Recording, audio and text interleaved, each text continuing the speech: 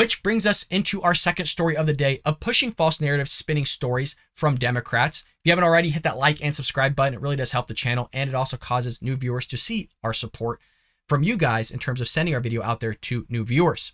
Well, a new reporter claims that disinflation is happening.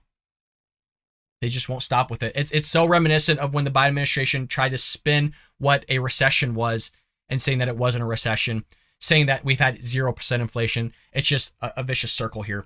Well, this comes from the Associated Press reporter Chris Rugaberg, I believe is how you say his last name, excluded the price of shelter, a metric that is included in the Bureau of Labor Statistics calculation of core inflation. So this is his actual tweet here, folks.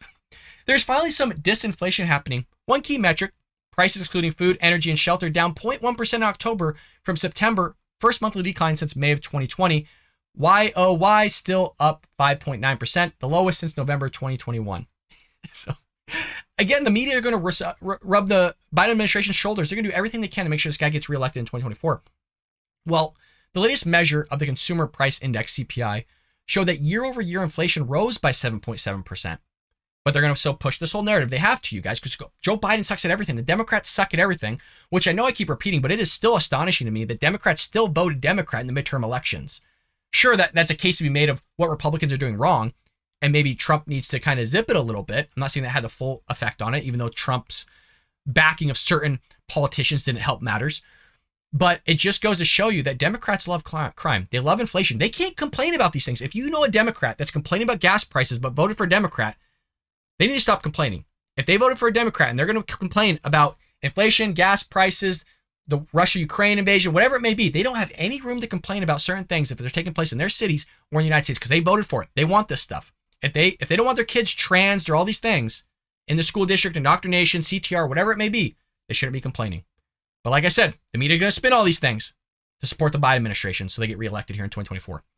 So-called core inflation, which excludes volatile energy and food prices, rose 6.3% year over year and 0.3% from September. The reporter was swiftly called out for excluding the price of shelter from his tweet. Of course, very reminiscent of Whoopi Goldberg of The View, saying that it was red states that had this mass crime surge and that's what we should really be looking at. But if you actually zoomed in on the statistics, if you actually zoomed in on the report itself, it was Democrat-ran cities that caused the increase in crime. But she doesn't want to zoom in on that because then cat's out of the bag, right? Everybody can see what they're doing, manipulating the data. But it's Democrats that love crime. It's Democrat-ran cities that have increase in crime. In the same way, you got this reporter here spinning it. While the price of shelter was a significant contributor to inflation in October, the metric is included in calculations of core inflation. Excluding it provides a false picture of inflation, very similar of you excluding the fact that Democrat-ran cities were the leading cause of crime in red states. You're manipulating things. Quote, "This is quite the spin. I always appreciate people looking for a silver lining. That being said, the draw from shelter, energy, and food is forcing non-spending in other areas," another person pointed out. "Minus the three most important things people use every day, we're down an amount no one will be able to feel. Great news, everyone." People are just being sarcastic. "My batting average in high school was .925 if you exclude pop flies and groundouts." That's actually pretty good. Excluding food and shelter, so prices dropped on goods people buy with expendable income, likely because people have less so they had to. Not any positive indicator. How is it that a good thing other than cherry picking for political reasons? Kind of confusing there by what that person said, but getting their point across nonetheless. The crime rate is 0% if you exclude crime. That's the best one. You gotta save the best for last.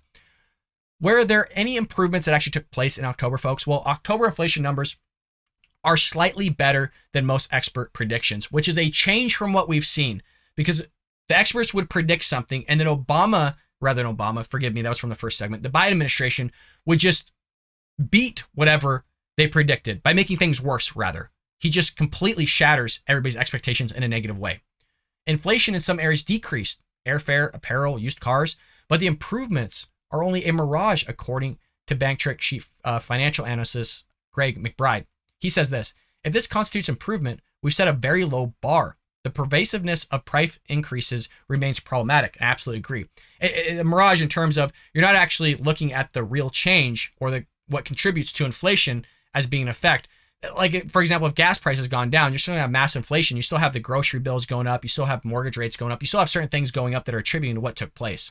The areas posting declines are, for the most part, either irregular or more discretionary in nature, air for used cars and apparel meaning discretionary spending.